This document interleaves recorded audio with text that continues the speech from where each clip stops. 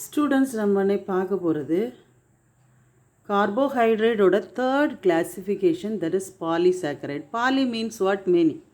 So அந்த பாலிசாக்கரைடை நம்ம ஹைட்ரலைஸ் பண்ணுறோம் அப்படின்னு வச்சுக்கோங்க, ஆசிட் வச்சு நமக்கு மெனி நம்பர் ஆஃப் மோனோசாக்கரைட்ஸ் கிடைக்கும். இந்த மோனோசாக்கரைட்ஸ் எல்லாம் எப்படி பாண்ட் ஆகி இருக்கும் அப்படின்னு சொல்லலாம், glycosidic linkage. Already we studied what is glycosidic linkage. It is a oxide linkage. Okay, இந்த பாலிசாக்கரைட்ஸ் எப்படி இருக்கும்னா ஸ்வீட்டாக இருக்காது, அதனால they are also called as what? Non sugars அப்படின்னு சொல்கிறோம்.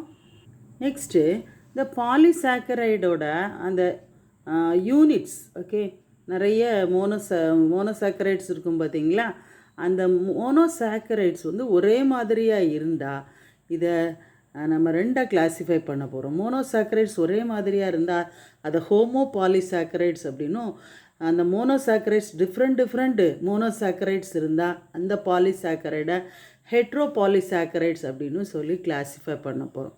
பாருங்கள், ஹோமோ பாலிசாக்கரைட்ஸுக்கு எக்ஸாம்பிளை பார்த்தீங்கன்னா ஸ்டார்ச்சு, செல்லுலோஸ், கிளைகோஜன், இதெல்லாம் ஒரே மாதிரியான மோனோசாக்கரைடால் ஆன ஒரு polysaccharide.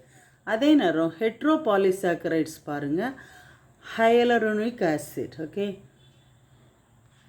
Heparin, hyaluronic acid and heparin are the heteropolysaccharides oda example. Okay, so if you are asked to write note on polysaccharides means you can write.